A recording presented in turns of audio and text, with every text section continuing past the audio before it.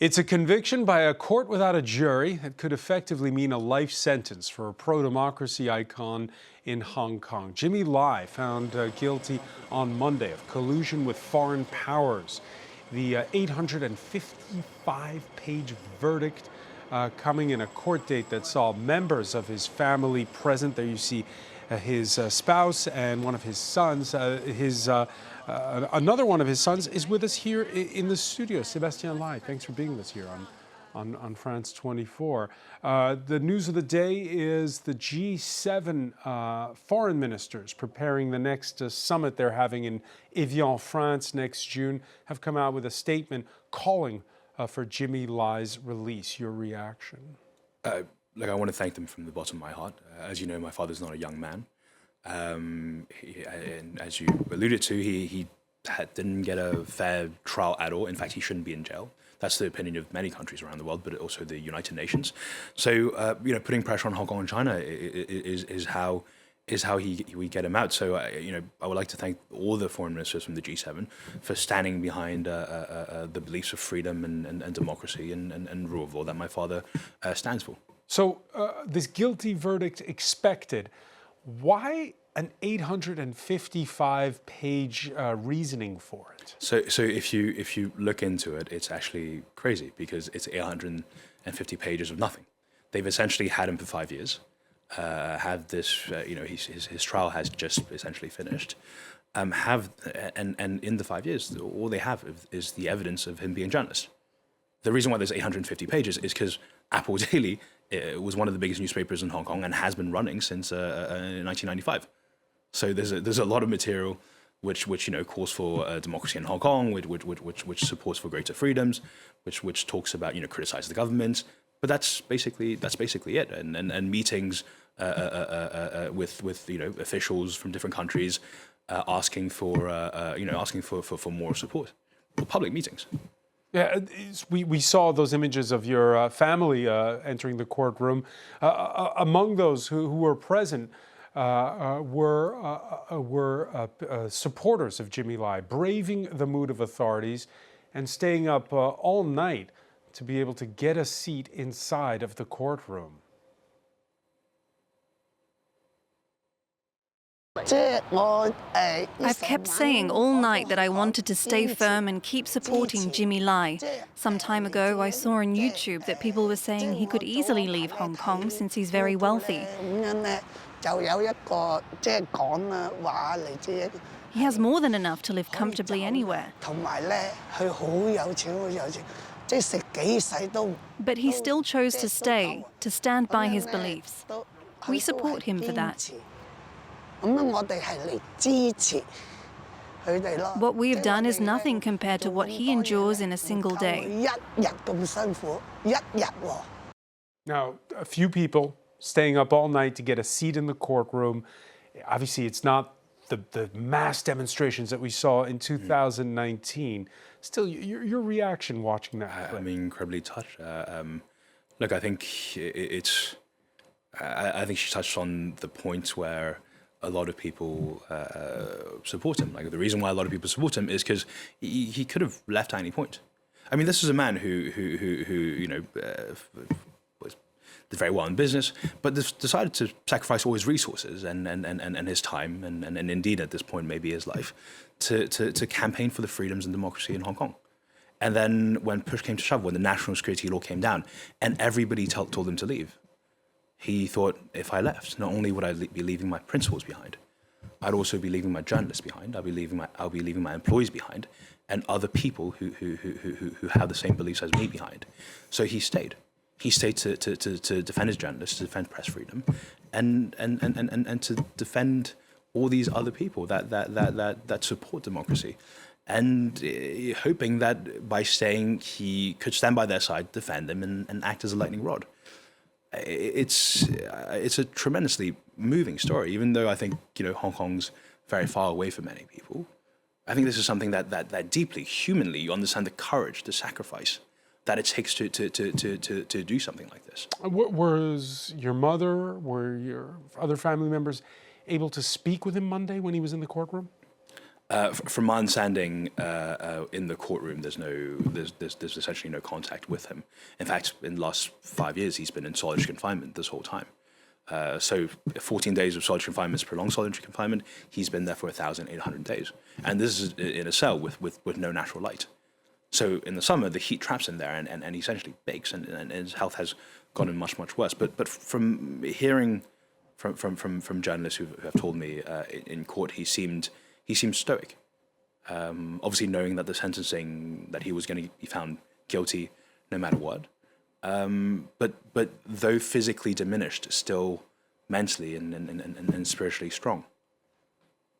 And what about your mother? What has she told you since Monday?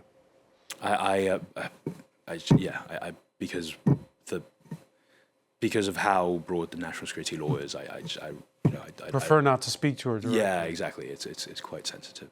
Yeah, it's quite sensitive, and yet we're seeing that we saw those people who nonetheless braved and the current mood and decided to show up. Of course, we're seeing other reactions, that of the Chinese president, who approves, as does the head of Hong Kong's executive.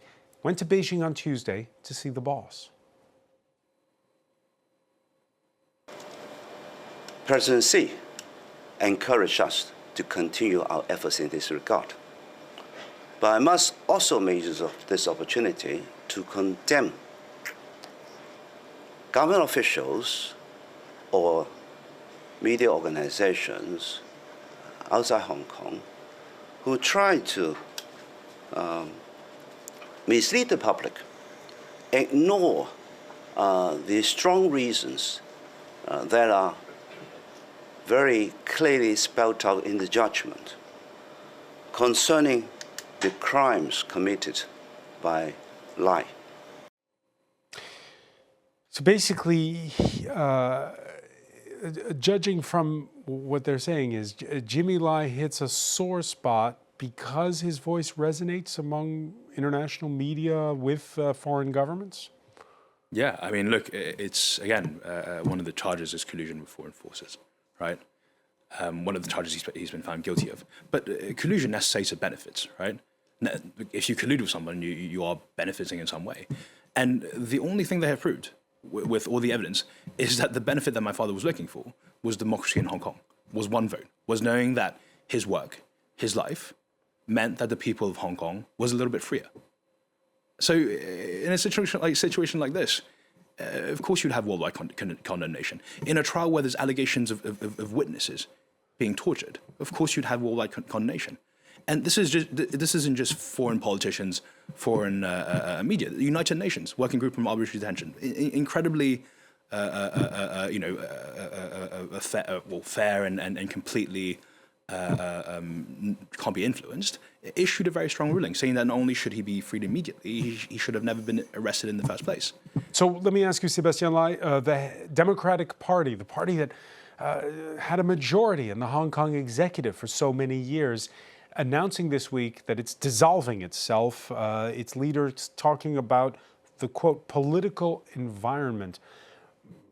What judgment do you pass upon that decision to dissolve itself? Look, I don't know how horrible and stressful it would have been to even, be part of this Democratic Party in the last 5 years under the national security law, with multiple old colleagues being arrested, multiple people that they know being arrested.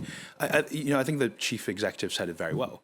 He talked about outside media, because local media has been cowed. Because if you're a local media in Hong Kong, you see what happened to Apple Daily, and nobody is willing nobody's going to speak out and hold the government accountable. It shows you the landscape, the political landscape, the media landscape, in what is the new Hong Kong. From the outside, there is a lot of criticism, obviously, as you're pointing it out. Some even saying that tragic fire that took place, the Tai Po fire, could have been avoided if citizens had been heard. Is that taking it a little too far, perhaps? Look, honestly, my heart goes out to those people. It's absolutely horrible what happened, and I'm completely heartbroken by it. I can't, comment for or against, what you just said. But yeah, like it's absolutely heartbreaking. Now, there have been accusations that the government in Beijing has tried to stifle those who are complaining about the conditions surrounding that fire. Let's listen to remarks. Again, this was in the company of the head of the Hong Kong executive of China's president. The major fire in Taipo was heartbreaking. Here we once again express condolences to the victims and the firefighters who sacrificed their lives and extend sympathy to their families and all affected compatriots.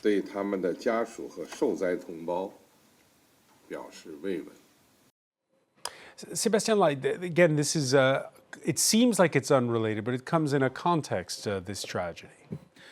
I think, again, the larger press freedom space. Press freedom is essentially an ability to criticize the government. So it doesn't have to be something political. I mean, Apple Daily didn't just do political pieces.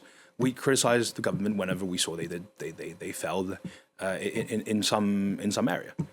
And the thing is, if you curtail local media, then you lose a very important, very vital part of society where the people in general could have their voices heard. And in Hong Kong, we are in a situation, as you could see by the weaponization of the legal system against my father and other pro-democracy protesters, where they have essentially decided, made a very clear choice to shut all those doors, to say that in Hong Kong, there's no longer rule law, there's no longer the free press, and if you say something that we don't like, we have this national security law system to target you, and it's incredibly broad and it's wide-ranging and it's retroactive. We started this conversation talking about the condemnation of G7 foreign ministers, that G7 to be hosted by France. France, whose president this Wednesday published an op-ed in the Financial Times where he talked about a rebalancing of relations with China. This after his visit to Beijing, which was just a couple of weeks ago.